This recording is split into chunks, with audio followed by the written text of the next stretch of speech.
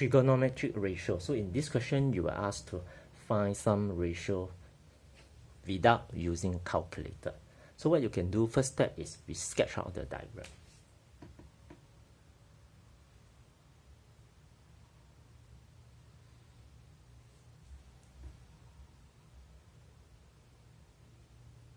This is at the fourth quadrant, right? 270 degree to 360 degree, or 3 pi over 2 to 2 pi. So this is, the angle is actually at the fourth quadrant. So take note that your angle, when you label, right, it should be starting from here up to here. This is your theta.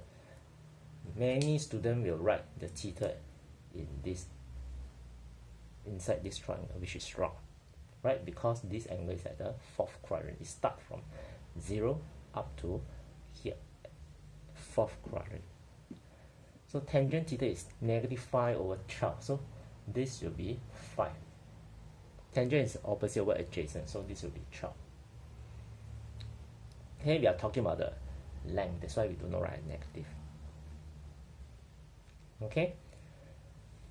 This negative actually tells you where it is, where is the angle. Of course, in this question you will provide it, but some questions you do not given this information. You are not given this information. Okay, so from here, you can write down the information first if you want. The basic information like sine theta. So sine theta, okay, before that, you can find the hypotenuse of this triangle here, which is, you can use the Pythagoras theorem. So you will find that this is actually 13. Okay, so sine theta is opposite over hypotenuse, so which is 5 over 13. And in this quadrant, fourth quadrant, the theta, sine theta is actually a negative value. That's why we put a negative. Okay, so other questions, other students might do it this way. They put a -5 here, right? They put a -5 here because of this. So in this case, you will get -5 over 13 as well. So actually both give you the same answer, but bear in mind that if you are using this method, right, whereby I do not consider the negative sign, so I will consider the later part, right?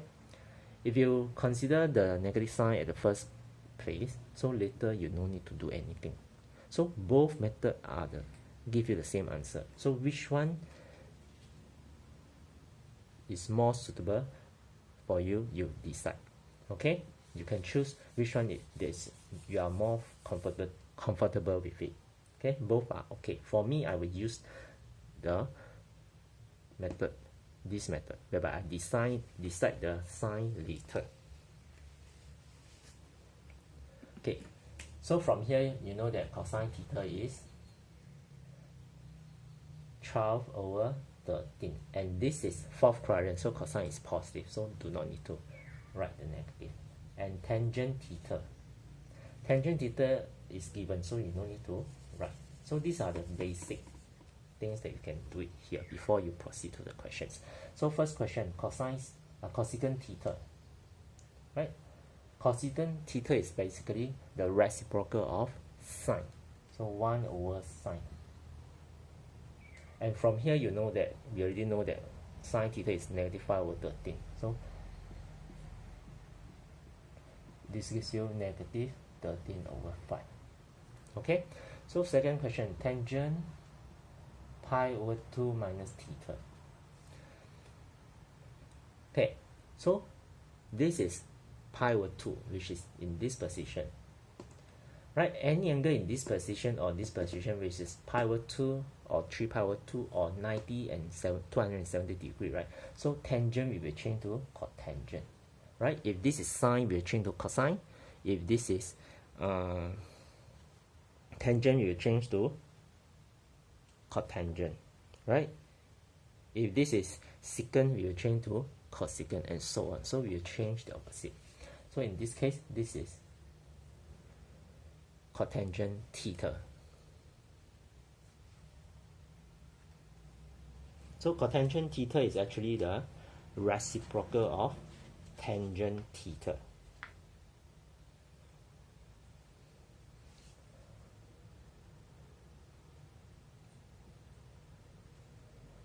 That's y is equal to 1 over negative 5 over 12, so which is negative 12 over 5. Okay? Next, cosine pi minus theta. Right? So any angle in these two positions, so we do not change. So cosine still remains cosine theta. Okay? And because pi minus theta, pi over 2 minus theta is actually acute angle in first quadrant. So every trigo ratio is also positive. So you do not consider the sign here because all are positive. But for this one, pi minus theta is actually at the second quadrant. So in this case, cosine is negative. So that's why you will get negative 12 over 13. Okay? Next, cosecant negative theta minus tangent negative theta. So do not worry about the negative angle. You can settle the reciprocal relation first. Cosine negative theta is actually the reciprocal of sine. And if you want to settle this one, you can settle this one first. So tangent negative theta. So negative angle for theta. So negative theta. So the angle is at the fourth quadrant, right? You can think like this. So that's why the tangent is negative. That's why this is negative tangent theta. Sine negative theta, right? Sine negative theta, same thing. Let's say at the fourth quadrant, right? The negative theta means in the clockwise directions. So sine is also negative. That's why you get negative sine theta. This one is plus tangent theta, right? How about cosine negative theta? Cosine negative theta is still equal to cosine theta because in this quadrant cosine is positive, right? So cosine is the only negative angle. For negative angle, right, cosine is the only one who give you the positive, right? For the rest, right, like sine or tangent, right, negative theta, right, they will give a negative, right, negative sine theta, negative tangent theta. Okay? So with this, then you can sub in all the values that we have just now, right? Sine theta we found is negative 5 over 13, right? Tangent theta is negative 5 over 12. So with this is actually positive, right? 1 over 5 over 13. So you get 13 over 5 minus 5 over 12.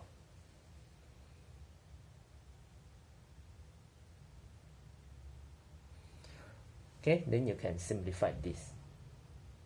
Right, change to the same denominator 60, and you can find out what is the answer for this. Right, you can check out yourself. Okay.